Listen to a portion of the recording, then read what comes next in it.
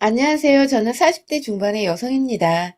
매번 글을 보내버려 썼다가 지우개 반복하며 마음으로만 늘 수백 번도 사연을 더 보내봤던 것 같은데 이번엔 정말 작정하고서 2020년에 제 마지막 일과라는 생각으로 다시 한번 도전을 해보네요. 쓰기까지 많은 용기와 결단이 필요했는데 욕보다는 진심 어린 질타와 응원 부탁드립니다. 물론 여기서 욕은 저 말고 제가 앞으로 써내려갈 사람에 대한 욕을 말합니다. 저는 23살에 남편과 맞선을 보고서 곧장 다음 해에 시집을 왔으니 어느새 결혼한 지가 20년이 넘었습니다. 참 어리고도 세상에 대해 아는 것이 없었던 철없던 때에 덜컥 새 신부가 되어버렸죠. 그땐 세상이 그리 옛날도 아니었고 저희 부모님이나 남편 그리고 시댁까지 모두 교육은 제대로 받으셨던 분들이어서 충분히 공부하고 직장도 얻고 하고 싶은 것을 해보다가 느지막이 결혼을 해도 되는 시기였어요. 하지만 그 당시 저는 무슨 이유에서인지 대학 졸업을 하고도 하고 싶은 것, 그렇다고 할 줄 아는 것이 정말 한 개도 없었고, 무능력하고 기댈 것이 없다고 생각되는 저 스스로를 마주하는 일은 생각보다 더 괴롭고 비참했습니다. 친구들은 저마다 취업을 하거나 어학연수를 떠나고, 심지어 연애를 해도 인생 고민이란 걸 할 틈도 없이 다들 즐겁게 하던데, 제게는 옆에 사랑한다는 말할 수 있는 짝도 없고, 뭣도 없고, 정말 기껏 대학까지 나와놓고서 이뤄놓은 것이 하나 없는 어린 여자애였죠. 아마 저희 친정 부모님은 이런 저의 상황을 누구보다 먼저 눈치채셨을 것 같아요. 매일 보는 딸아이의 얼굴이 날이 갈수록 아무리져가고 있으니 본인들 머릿속도 무지하게 복잡했을 겁니다. 자식이라고는 아들 하나, 딸 하나. 그러니까 제가 부모님께는 사랑하는 막내딸이자 늦둥이 애기였는데 자식의 앞날 걱정하며 맘고생하는 꼴이 본인들 입장에선 절대로 두고만 볼 수가 없었던 것이죠. 그때부터 저희 엄마는 미친 듯이 제게 남자친구를 만들어주고자 맞선 자리를 주선하고 다니셨어요. 더 정확히는 제가 결혼할 사람을 만나 그냥 시집을 가는 게 낫다고 생각을 하셨던 것이죠. 정말 안 만나본 사람이 없었습니다. 아빠가 개인 병원에서 페이닥토 일하시는 의사이셨는데 그 덕인지 아빠와 같은 직종의 전문직 종사자들도 만나봤고 아빠 후배의 아들이란 사람도 만나봤고 그도 성에 안 차니 아예 직종을 바꿔서 인문계열 회사원이나 연구원 등 쓸 수도 없이 많은 사람들을 무작정 끌려나가 만나봤어요.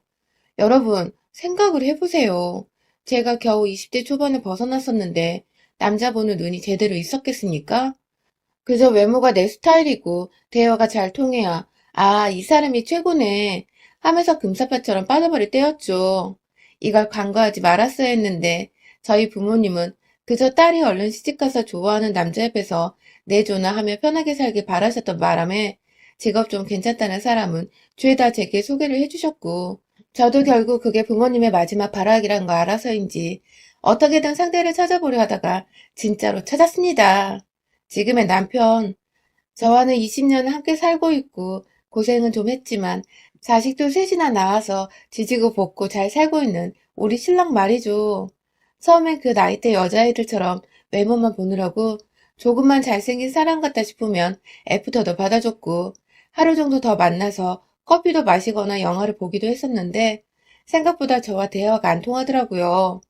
난 꼭 잘생긴 남편을 두고 싶은데 말이 너무 답답하고 통하질 않으니 저도 슬슬 시행착오란 게 이런 거구나 싶더라고요. 대학 졸업하고 나서도 쭉 맞선을 보기만 하길 2달 정도 되었나? 새로운 상대 만나러 나가는 길도 이젠 너무 부담스럽고 따분하기까지 하고 내가 그가 너무 겉모습만 봤나 싶어서 살짝 반성을 하던 그때 우리 남편이 나타났어요. 외모는 그냥 딱 보통의 남자였는데 사람 참 깔끔하고 단정한 것이 볼수록 좋더라고요. 거기다가 다른 남자들과는 달리 저와의 대화가 참 잘 통했다는 점이 절 단시간에 남편에게 빠져버리게 만들었죠. 개그 코드가 똑같아서 지나가다 어느 취객이 트럼을 꺽 하고 지나쳤는데 그걸 기분 나빠해야 하는데 둘이서 웃겨 죽겠다며 길목 한가운데서 배꼽 잡고 웃은 것부터 시작해서 서로의 이름을 서로가 처음부터 잘못 알고 있어서 틀린 이름으로 부르다가 뒤늦게야 통성명 제대로 하고서는 또 그게 웃기다고 껄껄거리고 있고 한마디로 남이 안 웃는 지점에서 둘이서만 웃겨 죽으려 한다는 것 자체가 유머 코드가 아주 잘 통한다는 것이었죠. 그렇게 남편과는 처음부터 결혼을 전제로 한 맞선이었기에 연인이 되기로 한 후 곧장 결혼 준비에 돌입했고 그때부터 사귄 지 한 달도 되지 않았는데 서로의 부모님께 인사도 드리고 양가 부모님을 모셔놓고 상견례까지 치러버렸습니다. 애초에 양가 부모님도 저희가 결혼을 전제로 만나러 나간다는 사실을 아셨기에 크게 놀라실 것도 없으셨고 저희는 순식간에 척척 결혼식까지 완료하고는 정신 차려보니 신혼집에 들어가 있는 신혼부부가 되었어요. 분명 얼마 전까지 졸업 후 뭘 해야 할지 몰라서 답답해하고 있던 저였는데 참 인생은 한 치 앞을 알 수 없는 것이라는 걸 그때 전 몸소 체험할 수 있었죠. 그렇게 시집을 오니 참 좋았어요. 양가 부모님이 경제적 여유가 있어서 신혼집이며 새로운 삶의 시작 단계가 비교적 모두 다 수월했고 시부모님께서도 참 쿨하게 뭔가 신세대 같아 보였던 것이 시집 잘 갔다는 생각도 많이 들었었죠. 특히 시어머니는 처음 신혼집을 구할 적부터 살림살이 채울 때 저희 엄마와 함께 셋이서 다니시면서 꼭 친정 식구들 같다면서 무척이나 즐거워하셨어요. 잘 지내주는 양가 어른들 모습에 저도 신랑도 무척 감사했고요. 그런데 이랬던 보통의 가정이 어느 순간부터 깨지기 시작했던 것은 바로 작년 초 시아버지가 지병으로 돌아가시고 시어머님은 자연스레 외동아들인 저희 남편이 모시게 된 후부터예요. 그간 시어머니와 워낙 잘 지내왔고 또 결혼 생활한 게 벌써 강산이 두 번이나 변했었기에 제 아무리 시자가 붙는 사람이라 해도 당연스레 생각하며 시어머니를 집에 모셔왔어요. 방 하나 비워서 어머니 손잡고 다니며 방 꾸미는 것도 함께하고 내내 어머니 건강 생각해서 애들 식단에 남편 밥 그리고 어머님 식사까지 세 가지를 챙겨가며 부엌에서 거의 살다시피 하며 살아갔습니다.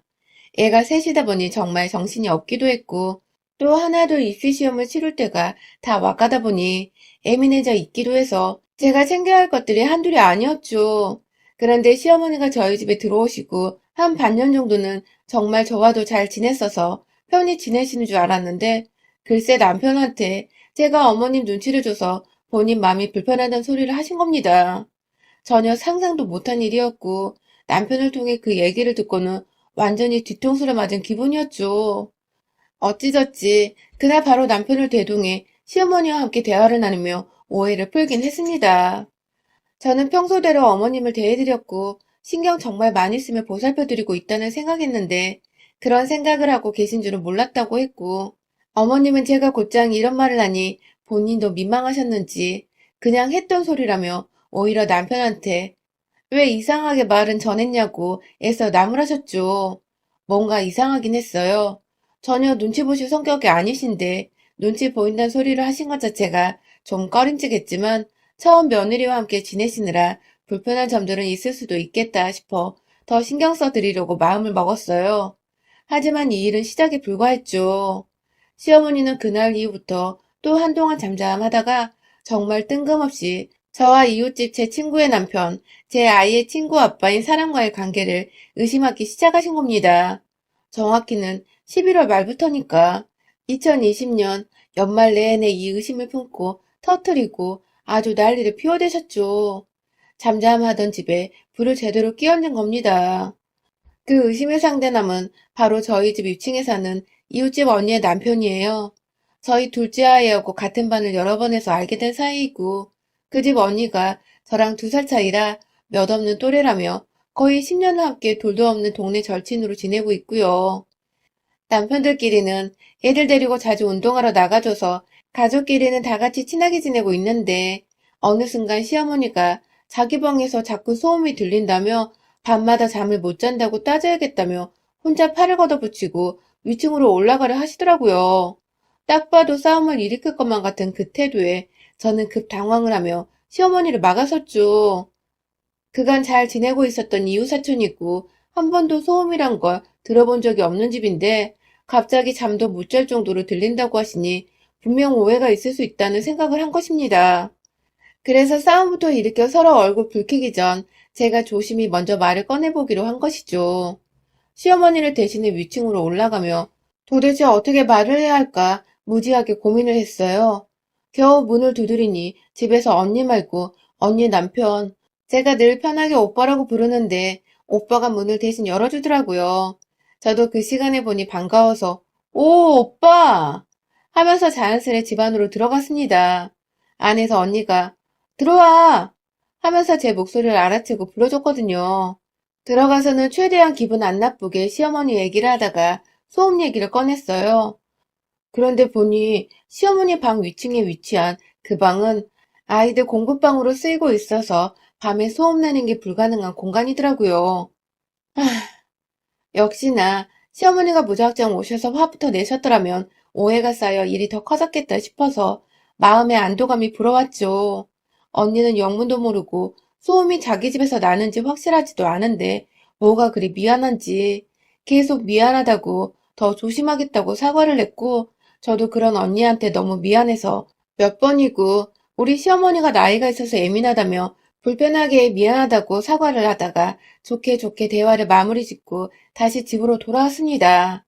그런데 그날부터 우리 시어머니는 제가 남자 있는 집에 들어가서 한동안 안 나왔다고 그 집 안에서 그 남자랑 무슨 일이 있었는지 모르겠다며 혼자서 미친 사람 마냥 제 불륜을 오해하고서는 막 혼자 뭐 그리 화가 났는지 한참 뚱해 계시다가 결국 그 오해를 혼자 안 풀고 그대로 동네에서 사귄 자기 지인들한테 다 전달을 해버렸더라고요. 단순히 뒷담화를 넘어서 아주 노골적으로 이 소문이 퍼지도록 자기 며느리가 불륜녀가 되는 것을 아랑곳하지 않고 말을 퍼뜨리기 시작했고 결국 이 얘기를 들은 시어머니 친구분들은 또 자기 집에 가서 자기 며느리들한테 퍼뜨리고 그 며느리들은 또 여기저기 자기 아는 사람들한테 말을 전달했을 거고 결국 그 어처구니 없는 소문이 온 아파트 안에 삽시간에 퍼져버렸습니다. 또한 처음 사실과는 다르게 제가 그냥 아파트 안에 어느 유부남과 사귀는 중이라고 집에 와이프 없을 때 안으로 들어가 유부남과 불륜을 저지르는 상간 전문녀라며 조심하라는 그런 어처구니 없는 소문이 정말 집집마다로 다 퍼져버린 것이죠. 정말 순식간에 소문의 당사자, 그것도 애가 셋이나 있는데 불륜의 당사자가 되어버린 이 황당하고도 기가 막힌 상황.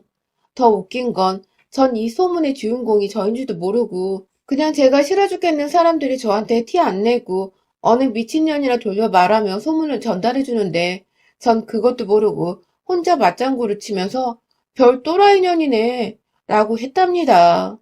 저를 향해 또라이라고 하니 당시 소문을 전달해 주던 사람들은 얼마나 제가 가소롭고 미웠겠어요. 게다가 장을 보러 가거나 가끔 운동한다고 저녁에 막내 데리고 밖을 나가면 사람들이 인사도 안 받아주고 괜히 저를 한 번씩 더 흘겨보는 것만 같고 마스크를 써서 잘 모르겠지만 사람들 눈에는 제가 완전히 찍혀버린 것만 같았던 너무 기분 나쁜 일들이 연속적으로 일어났어요. 심지어 아파트 앞 마트 사장님은 물건 계산할 때 틱틱 던져가며 바코드를 찍어주시더니 급기야 카드 주란 말도 안 하고 카드를 받아 채가서는 결제를 하고 영수증 달란 말을 하기도 전에 제 영수증을 갈기갈기 찢어버리더니 쓰레기통에 던져버리시더라고요. 제가 황당해서 멀끔멀끔 쳐다보고 있으니 급기야 다음 손님 있는 거 안 보여요? 하면서 화를 덜컥 내버렸어요. 늘 인사를 해주시고 따뜻하게 대해주시던 이웃분이었는데 정말 충격이었어요. 뭔가 단단히 잘못되었다는 생각을 하던 찰나 이 소문은 결국 위층집 언니한테도 퍼지게 되었고 언니는 남편이 바람이 났다고 하니 바로 눈이 뒤집혀서는 그리고 동시에 그 상대가 저라는 소문에 의심의 꼬리를 물고 또 물다가 결국 혼자서는 도저히 안 되겠었는지 저희 집으로 들이닥쳤습니다. 본인도 화로 가득 찬 상태에서 어떻게 제가 그럴 수 있냐고 따져 물으려던 참에 소문을 다 저에게 털어놔 주더라고요. 네가 진짜 내 남편이랑 그렇고 그런 사이냐는 질문은 당연히 처음부터 던졌고요. 언니의 눈에는 의심으로 가득 찬 채 눈물이 내내 고여 있었고 저는 도대체 어떻게 그런 소문이 난지 모르겠다며 마지막으로 언니네 집에 간 게 저번 층간소음으로 찾아간 게 전부인데 어떻게 그러냐며 더군다나 언니네 남편은 맨날 출근하니 집에 있던 날은 그날뿐이지 않냐면서 저도 이 앞뒤가 안 맞는 소문이 도대체 어쩌다 났는지 모르겠다고 너무 억울해서 방방 뛰며 눈물을 흘렸어요. 애가 셋인데 소문 때문에 이제 어떻게 사냐고. 애들도 아냐며 애들 생각에 눈물이 도저히 주체가 안 돼서 숨이 넘어갈 정도로 헉헉거리기까지 했네요. 제 얘기를 듣고 제 꼴을 보니 언니도 그제야 아차 싶었는지 그러고 보니 내가 진짜 말도 안 되는 얘기를 너랑 끼워 맞추고 있었다면서 입을 틀어 막더라고요. 언니는 남편이 소문 당사자니 이성적으로 생각할 겨를이 없어 눈부터 뒤집힌 건데 정말 주부인 자신이 내내 틀어박혀 살고 있는 집안에서 어떻게 자기 남편이 자기 없는 사이에 저와 불륜을 저지를 수 있겠냐며 우리 남편 그날 이후로 한 번도 월차를 쓴 적이 없다면서 오히려 그때부터 소문의 진상을 도대체 그 소문이 어디서 퍼진 건지 따져보기 시작한 거죠. 다행히도 소문의 진상은 쉽게 파악이 되었어요. 언니네 남편이 마지막으로 월차 써서 집에 있던 그날이 우리 시어머니가 소음 문제로 저를 위층에 올라가게 한 그날인데, 그날 시어머니 눈에는 제가 남자가 문 열어주는 집 안으로 들어간 것으로 보였을 수도 있었기에, 단번에 시어머니가 의심이 되기 시작한 건데요. 둘이서 아예 작정을 하고서 소문의 꼬리를 물러다녔어요. 언니는 언니대로, 저는 저대로 소문 전달해준 사람 찾아가 물어보고, 또 물어보고, 심지어 마트 아줌마한테까지 찾아가서 소문을 어디서 들었냐고 다짜고짜 캐묻기 시작하기로 꼬박 4시간 정도 되었나? 이 아파트에 주부들이 하도 많으니까 대낮부터 사람 찾는 건 일도 아니었고 그렇게 따라가 보니 결국 우리 시어머니 절친으로 알고 있던 그 할머니가 마지막으로 잡혔습니다.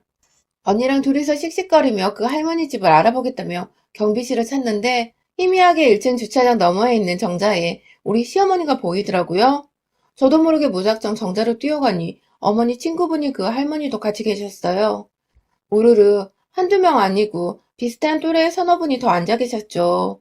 단번에 우리 시어머니 며느리란 거 알아챈 그분들은 어머머머머 하면서 저한테 삿대질하며 전현이 왜? 하면서 제가 여기 왜 왔냐고 따져 물으시려 하더라고요. 그 꼴을 보자마자 그 할머니를 억지로 일으켜 세워 저도 모르게 소리를 질러댔어요. 제가 바람핀다고 누가 그랬어요? 제가 누구남 집에 들어간다고 누가 처음 말했어요? 하면서 오가는 사람들 급기야 경비실 아저씨까지 따라와 말릴 정도로 막 난리를 피워대며 헛소문 퍼뜨린 죄로 경찰에 무고죄를 신고할 거라고. 이거 멀쩡한 사람 명예훼손 한 거예요. 알아요? 하면서 저도 잘 모르는 법을 들먹이며 경찰이고 고소고 막 험한 말들을 꺼내니 이 노인은 겁을 덜컥 먹고는 몇 번이고 우리 시어머니를 번갈아 쳐다보다 결국 지그시 손가락 하나 치켜들더니 시어머니 가리키면서 그러더라고요. 너희 집에서 나온 소문은 왜 나한테 그래? 하면서 그 말은 다 우리 시어머니한테서 들었다며 결국 이시직고를 한 할머니. 아, 그 자리에서 사람들 보는 앞에서 소란스럽다고 하나둘 정자 쪽을 내다보기 시작한 주민들이 베란다 곳곳에 보이는 와중에 시어머니 멱살을 끌고 잡아 나왔어요. 그대로 맨발로 끌려오는 시어머니고 뭐고 사람들이 웅성웅성 거리는 소리가 들리건 말건 상관없이 그냥 오로지 제 상황, 제 기분 생각하며 질질 끌고서는 집 안까지 들어왔죠. 소파에 내팽개쳐놓고는 술 처마셔서 그런 소리 하고 다녔냐고 물어보니 처음엔 자신은 모르는 일이라며 계속해서 잡아떼는 겁니다. 저번에 남편한테 제가 눈치 준다고 이간질을 했을 때부터 낌새를 알아차려야 했는데 이제 보니 아들과 한 집에서 살며 아들 사랑 독차지하고 이왕이면 피 안 섞인 며느리는 좀 떨어져 나가줬으면 좋겠다 싶으셨나 보더라고요. 어디서 시어머니한테 무례하게 구냐며 저희 친정엄마까지 언급하면서 버르장머리 없어서 싹수가 노란 줄 진작에 알았다며 궁시렁대던 시어머니는 급기야 니년이 남자가 문 열어주는데 들어가서 안 나와놓고 왜 나한테 지랄이야? 하면서 본인이 결국 그 소문을 낸 당사자인 것을 그러니까 그날 층간소음 해결하러 올라가는 저를 보고서 오해를 했다는 것을 시인하더군요. 그 순간 저도 모르게 욱해버렸는데 확 뺨이라도 때려버리려다가 바로 옆 찬장에 있던 와인병 하나 꺼내들어서는 시어머니 정수리 위에서 들이부어버렸습니다. 한참 들이붓다가 그러니까 당신이 그 소문을 낸 당사자라고? 라고 재차 물으니 그제서야 쫄려서는 아고 나 죽네 나 죽어 시엄마가 말 좀 전달했다고 이러네 나 죽네 나더군요. 손주들한테 미안하지도 않은지 애엄마가 불륜 전문녀로 낙인이 찍혔는데 말 좀 전달했다는 시어머니 가만둬선 안 되겠더라고요. 한 병 더 들이부으려고 가장 저렴한 와인 하나 찾으려는데 어디선가 구수한 육수가 제 뒤에서 시어머니를 향해 철푸덕하고 와장창창 부어져서는 콸콸콸 시어머니 몸을 타고 바닥으로 흘러내리기 시작했습니다. 그렇습니다. 같이 있던 윗집 언니가 듣다 열이 뻗쳤는지 제가 신년에 끓이려고 만든 떡국 육수를 그걸 그대로 냄비채로 들고 와서는 시어머니한테 부어버린 겁니다. 시어머니 정수리 위에 한두 마리 올려져 있던 통멸치부터 시작해서는 다시마 조각부터 아주 구수한 육수 향이 스멀스멀 올라오더군요. 그리고 저는 그런 시어머니께 말했습니다. 나가서 이 아빠 들어올 때까지 아파트 입구에 서서 제 소문에 대해 해명하라고 말해줘. 물에 홀라당 젖은 시어머니한테 이불 한 포 덮어줬어요. 그리고는 바로 1층 아파트 현관문 앞으로 내보냈죠. 집에 돌아와서는 언니한테 빌린 상자 위에다가 A4 용지를 다다닥 붙여서는 그 위에 글도 적었습니다. 내가 며느리 엿먹이라고 불렸냐라고 헛소문낸 당사자입니다. 며느라 미안하다. 아들아 미안하다. 윗집 부부 미안해요. 하고 말이죠. 언니랑 어찌나 협동심이 좋던지 진짜 순식간에 박스 위에다가 화이트보드지처럼 글씨까지 완성을 했습니다. 1층 가서 시어머니 품 안에 건네주고 테이프로 어깨에 박스와 붙여 고정을 시키니 제법 그럴싸했어요. 오다 가다 사람들이 무슨 일이냐고 막 쳐다보기 시작하고 글을 읽더니 감이 왔는지 수근수근 대더니 또 시어머니 꼴에 웅성웅성 거리고 그런 사람들 앞에서 헛소리 내면 다음엔 우리 시어머니 말고 당신들 꼴일 줄 알아. 하고는 이왕 시어머니 엿먹인 쌍년이 된 거 완전히 이 구역에 미친년은 나다 하는 광고까지 해놓고는 집으로 씩씩하게 걸어 들어왔습니다. 그날 시어머니는 진짜 추위에 떨며 저 대신 밖에서 소문에 대한 진상규명 퍼포먼스를 펼쳐주시다가 제가 보고 한 시간 후에 집으로 다시 데려왔어요. 이미 동네 사람들도 볼 꼴 다 봤고 시어머니는 추위에 벌벌 떠면서 저한테 하는 첫마디가 그거더군요. 내가 앞으로 잘할게. 라고 말이죠. 겁 제대로 먹은 시어머니와 아직 소문에 대해서도 저와 시어머니 사이에 무슨 일이 있었는지도 모르는 남편은 아무렇지 않게 제가 다시 만든 육수와 함께 버무려진 떡국을 시원하게도 들이부었습니다. 시어머니는 왜인지 입맛이 없다면서 멸치 육수로 만든 떡국을 끝까지 거부하시며 쓰라린 배를 부여잡고 방으로 들어가셨고요. 참 세상은 코로나로 정신없는 와중에 저는 시어머니 하나 때문에 소문으로 별일을 제대로 겪은 연말이었네요. 뭐 결론은 소문도 제대로 규명을 하고 시어머니 정신 똑바로 차리게 함과 동시에 동네에 한 번만 더 제 소문 이상하게 내고 다니면 다 가만 안 두겠다고 벼러주기까지 했으니 앞으로 저를 향한 욕 나오는 소문은 절대로 없을 듯 합니다. 아, 물론 저 무섭고 독하단 말들은 괜찮아요. 차라리 그러면 사람들이 무섭다고 함부로 입 밖에 오르내리지 못할 테니까요. 벌써 혀 내두르며 입 꾹 다문 동네 아줌마들이 한둘이 아니랍니다. 무섭다는 소문이 불륜 전문녀라는 소문보다는 정말 100배, 1000배 나으니까요. 여러분의 생각은 댓글로 남겨주세요. 오늘도 시청해주셔서 정말 감사합니다.